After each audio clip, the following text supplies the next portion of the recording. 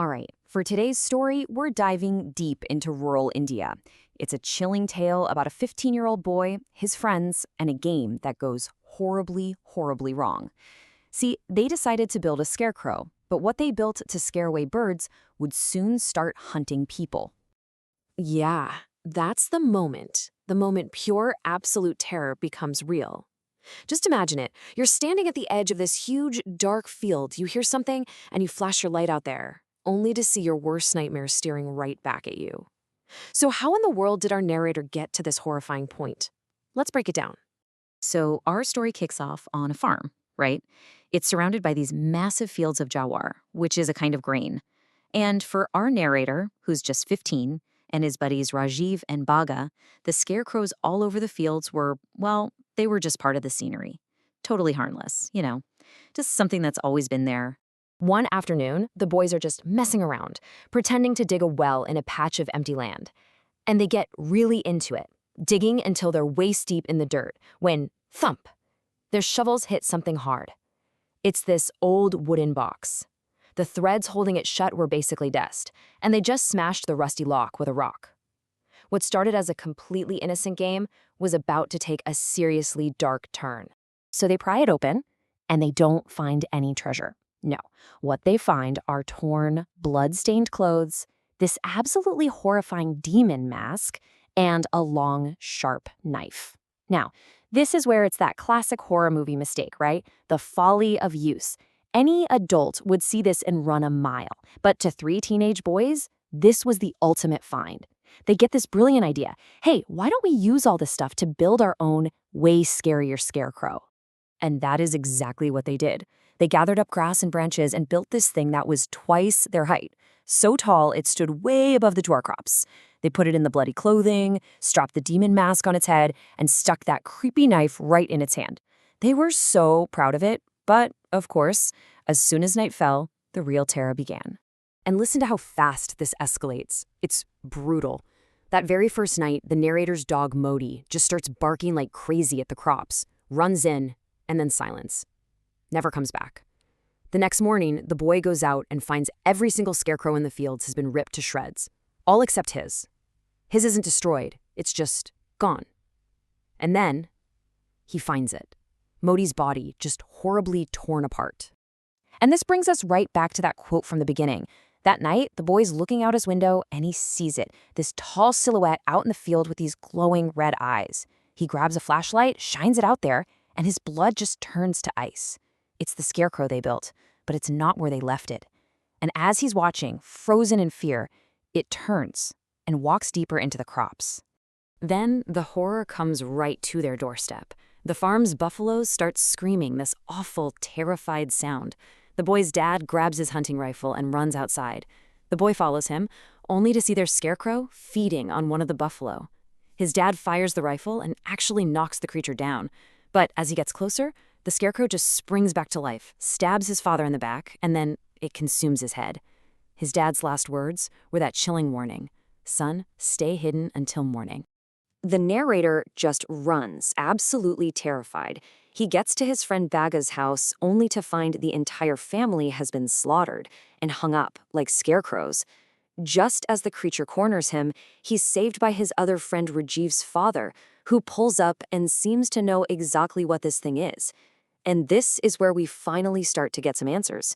Turns out, both of their fathers knew about this thing all along. Rajiv's father explains the story of a man named Bhikkhu. About 30 years ago, Bhikkhu is this complete madman who terrorized their village. On every new moon, he would murder someone, slice their throat, and then perform some kind of bizarre ritual of the body.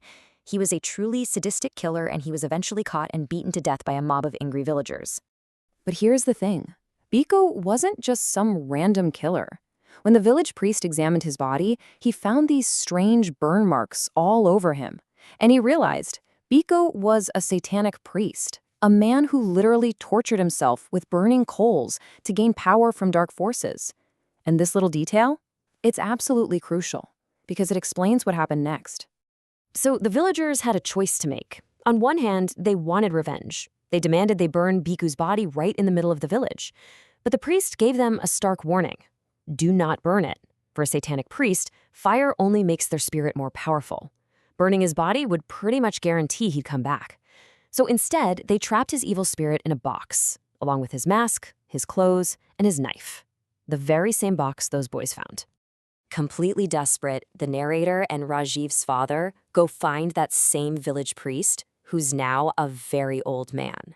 He understands exactly how bad the situation is, and he comes up with this incredibly complex, almost brilliant plan to trap Biku's spirit for good.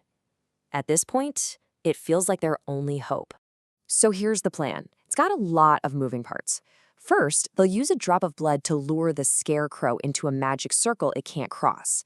Then, the priest is going to use some ancient magic to actually animate a dead body, a corpse, and have it attack the Scarecrow.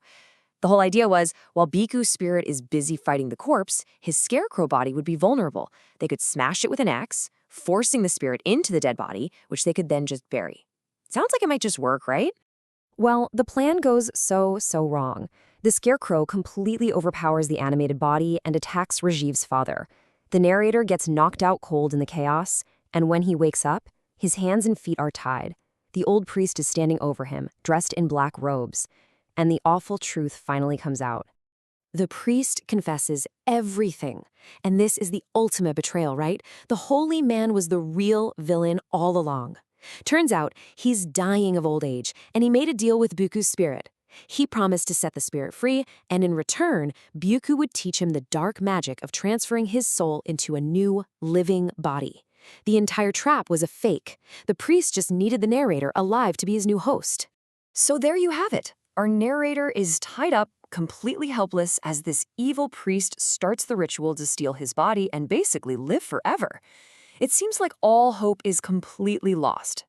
But just as the priest raises this ceremonial whip to begin the ritual, swish. His head is sliced clean off his shoulders.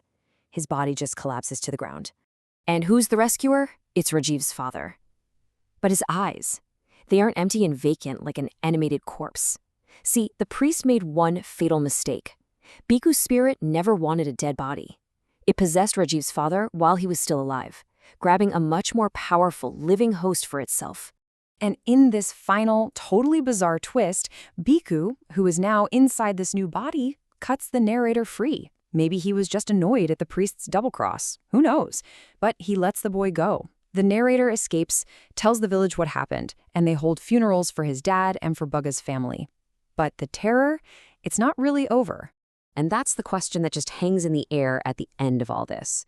The treacherous priest is dead, for sure, but the evil he let out of that box isn't. Biku, the sadistic killer, now walking around in the body of Rajiv's father, was never seen in that village again. Did his spirit somehow find peace? Or did it just walk away to find a new town, a new hunting ground, to start the whole cycle of murder all over again? That's something we'll never know.